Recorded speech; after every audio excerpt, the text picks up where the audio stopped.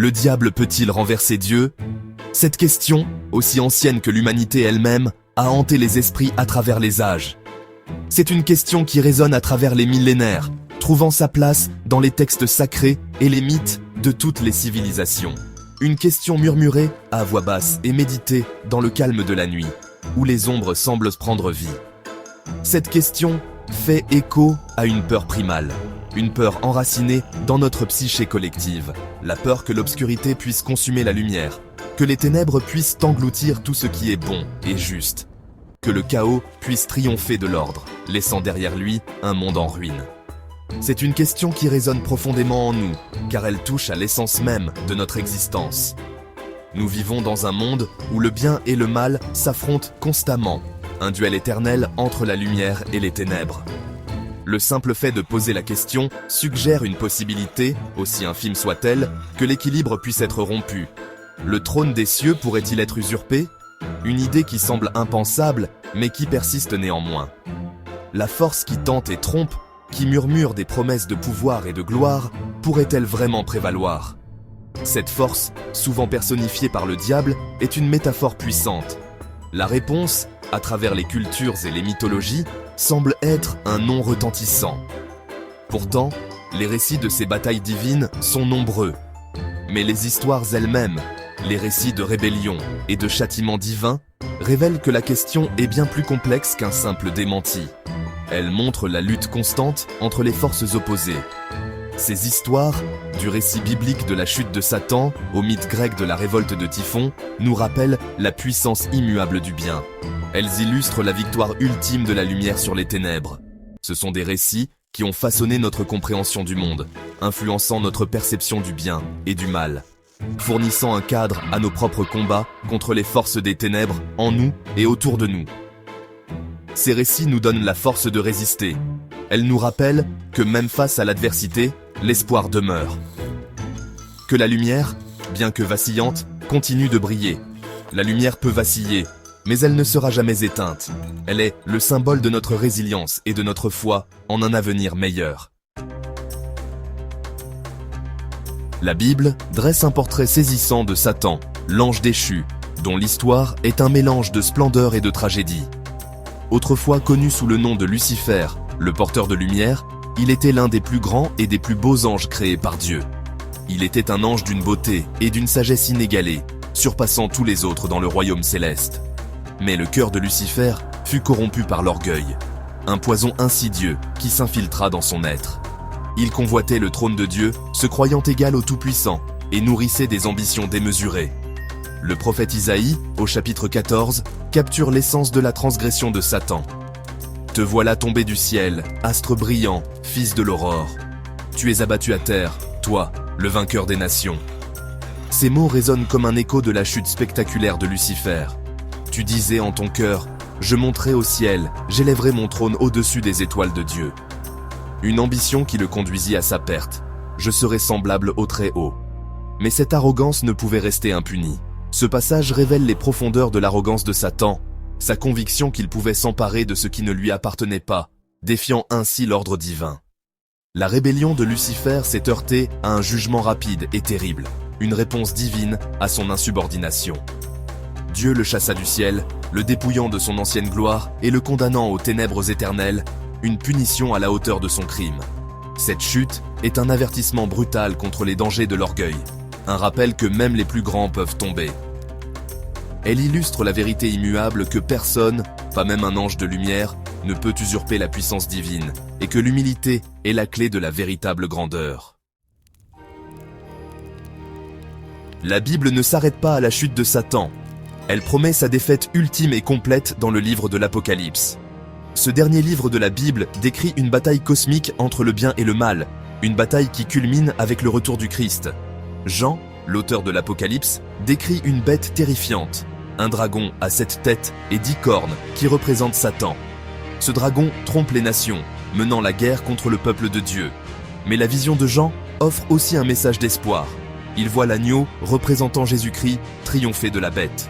Satan est lié et jeté dans un abîme sans fond, son règne de terreur enfin terminé. L'Apocalypse nous rappelle que le mal, bien que puissant, n'est pas éternel. Il peut régner un temps, mais sa domination est finalement éphémère. Dieu reste souverain, et sa justice, même si elle peut être retardée, finira par triompher. Des thèmes similaires de rébellion et de châtiment divin se retrouvent dans la mythologie. Dans la mythologie grecque, le géant monstrueux Typhon osa défier la puissance de Zeus, le roi des dieux. Né de Gaïa, la terre, et du Tartare, l'abîme, Typhon était une créature d'une puissance immense et d'une apparence terrifiante. Il est décrit comme ayant 100 têtes de dragon, des yeux de feu et une voix semblable au rugissement de 100 lions. Typhon, comme Satan, cherchait à renverser l'ordre établi. Il gravit le mont Olympe, la demeure des dieux, avec l'intention de s'emparer du trône de Zeus. Une bataille cataclysmique s'ensuivit, ébranlant les fondations mêmes de la terre. Zeus, maniant ses foudres, finit par terrasser Typhon, l'ensevelissant sous le mont Etna, où son souffle ardent serait la cause des éruptions volcaniques. La mythologie nordique offre un autre exemple fascinant avec l'histoire de Loki et du Ragnarök, le crépuscule des dieux. Loki, le dieu filou, est un personnage complexe, souvent associé au chaos et à la malice. Bien que n'étant pas purement maléfique, ses actions déclenchent les événements qui mènent au Ragnarök, une série de cataclysmes qui détruisent le monde. Pendant le Ragnarök, Loki se libère de ses chaînes et mène une armée de géants et de monstres contre les dieux. Une bataille finale s'ensuit, entraînant la mort de nombreux dieux, dont Odin, Thor et Loki lui-même. Cependant, des cendres de la destruction, un nouveau monde émerge, purifié et renaissant. Bien que ces histoires diffèrent dans leurs détails, elles partagent un fil conducteur commun, le triomphe ultime du bien sur le mal. À travers les âges, les récits de diverses cultures ont toujours mis en avant cette lutte éternelle entre les forces du bien et du mal, illustrant ainsi une vérité universelle. Satan est vaincu lors de l'Apocalypse, un événement prophétique qui symbolise la fin des temps et la victoire finale de la lumière sur les ténèbres. Typhon est emprisonné sous le mont Etna, une montagne volcanique qui, selon la mythologie grecque, est le lieu de sa captivité éternelle. Loki est consumé par le Ragnarök, après quoi un monde nouveau et meilleur naît. Ce cycle de destruction et de renaissance est un thème récurrent dans de nombreuses mythologies. Ces récits, couvrant différentes cultures et continents, reflètent un désir humain universel d'ordre, le besoin d'être rassuré sur le fait que même face au chaos, une puissance supérieure prévaut. Ils montrent comment les humains ont toujours cherché à comprendre et à donner un sens à leur existence. Ce thème résonne profondément en nous, car nous recherchons du sens dans un monde souvent caractérisé par le hasard et la souffrance. Nous aspirons à croire que nos vies ont un but et que nos luttes ne sont pas vaines. Nous devons croire que nos luttes ne sont pas vaines, qu'il y a un but au-delà de l'immédiat. Cette croyance nous donne la force de persévérer face à l'adversité.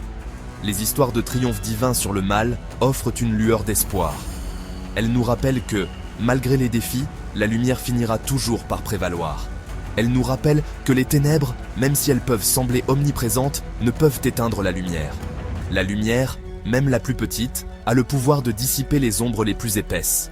Elles nous assurent que même dans les moments les plus sombres, une étincelle d'espoir subsiste, une étincelle qui peut allumer un feu qui consumera un jour les ombres. Cette étincelle est le symbole de notre résilience et de notre capacité à surmonter les épreuves. Ces histoires anciennes continuent de façonner nos conceptions modernes du bien et du mal. Elles fournissent un cadre moral, un ensemble d'archétypes qui nous aident à naviguer dans les complexités du bien et du mal. L'ange déchu, le géant rebelle, le dieu filou, ces figures représentent le potentiel de ténèbres qui existe en chacun de nous.